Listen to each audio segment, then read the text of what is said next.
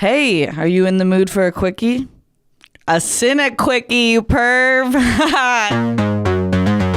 What's up? I'm STEPH, and we are back with another CINEQUICKIE. Today, we are going to be talking about Ant-Man and the Wasp, QUANTUMANIA, which premiered last night, and some first reactions just hit the interwebs. So I want to read them and share them with y'all because I haven't seen the movie yet, but I'm excited to hear some of the reviews. So let's get into it. The MCU begins its phase 5 with this movie. Paul Rudd, the man who never ages, and Evangeline Lilly will be returning to the screen. But now we get Jonathan Hottie Majors, who we've seen in Loki, but we haven't seen him on the big screen, and I've seen him and his preparation for Creed 3. So if we're gonna get any sort of body yaddy yaddy like that, then I am more excited than I was to begin with to see this movie. Peyton Reed is back directing this movie. He did the first 2 installments of the Ant-Man and the Ant-Man and the Wasp, and he says that this is gonna be the most ambitious Ant-Man that we've seen yet. He talked about on Entertainment Weekly how people said that Ant-Man was a fun little palate cleanser to the big Avenger movies we've seen, but he wants this to be like a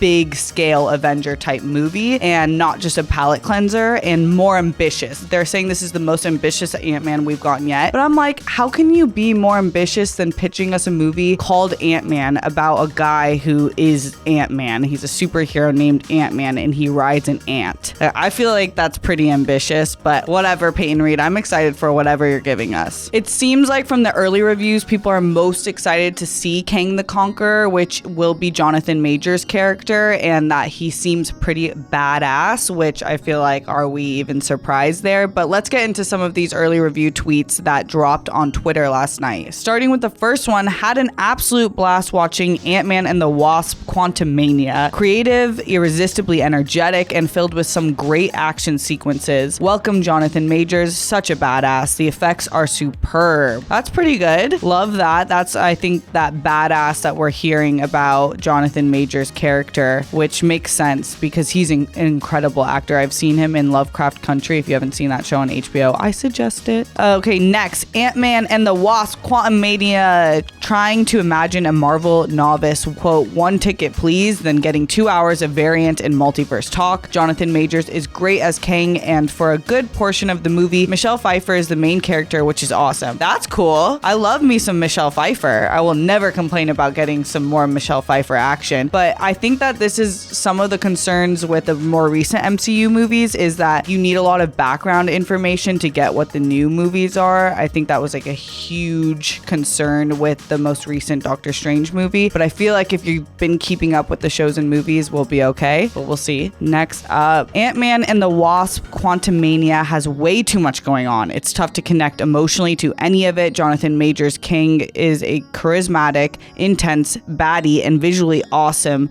but the threat he represents is too abstract. That's interesting. I think we knew delving into this QUANTUMANIA, the metaverse that they're trying to present to us, it could get crazy. That was, like I said, one of my issues with Doctor Strange in the multiverse, but I have hopes that they pulled it off. Marvel's Ant-Man and the Wasp is a strong start to phase 5. I now understand why it's called QUANTUMANIA. Jonathan Majors is excellent as Kang and cannot wait to see where this all goes to after the credit scenes, and both are very good. Oh, that's exciting. I like when they tell us that like how many after credit scenes there are, because I will leave. I'm not one of those people that will stay and just wait for it. I will leave, but now I will stay. Ant-Man and the Wasp QUANTUMANIA gives some heavy Star Wars vibes. Ooh, I like that. Fantastic performance from Jonathan Majors, who's incredible as the big bad villain. Make sure to stay for 2 post-credit scenes. Thank you for the warning yet again. That's cool that we're getting major Star Wars vibes. I wonder in what sense. And maybe like the VFX that we saw in the earlier tweet, or kind of the scope of the story.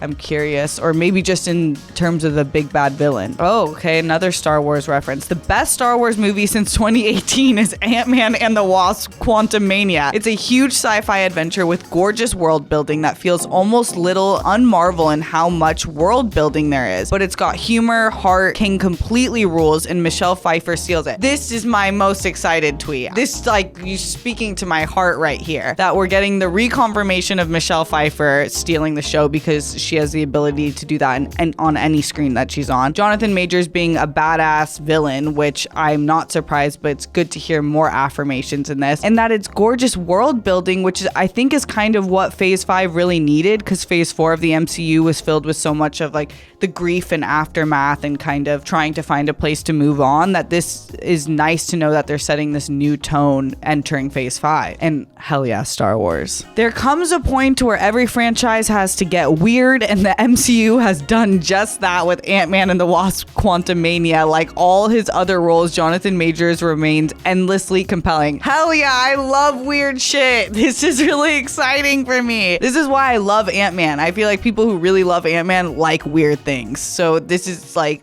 great news that they're just digging 10 toes down into weirdness. Viva la weirdos. Jonathan Majors is a force in Ant-Man and the Wasp: Quantumania. He's compelling, chilling, and already giving a top-notch performance. I love the complexity he brings to Kang with literally a single look. MCU really won with this casting. This is great news. I thought that in Shang-Chi, Tony Leung's character was my favorite villain in the MCU, and I think them like really tapping into strong villains is a muy bien choice. And lastly, after a frustratingly rough Act 1, Ant-Man and the Wasp: Quantumania finally gets going, only to end where this story should have began. While the external stakes are clear and weighty, emotional drive felt slight and levity even lighter. That said, Jonathan Major rules. Okay, no one hates the movie, which is great. It seems like no one dislikes the movie. Some people feel like the movie bit off more than it can handle, but I feel like all in all, this seems like something I'm gonna really enjoy. Let me know what you guys think after hearing some of these tweets. Is this swaying your excitement? Is it making you more excited, less excited, or do you really not care what they have to say and you're gonna see it anyways? Drop it in the comments below. Thanks for hanging out with me today, and make sure to subscribe, like, comment, turn on all notifications so YouTube knows that. Turn on all notifications so that you know when we drop another video, and I will see you later. I'm STEPH. Much love. YouTube knows when we drop videos, Steph. So you know when we drop videos.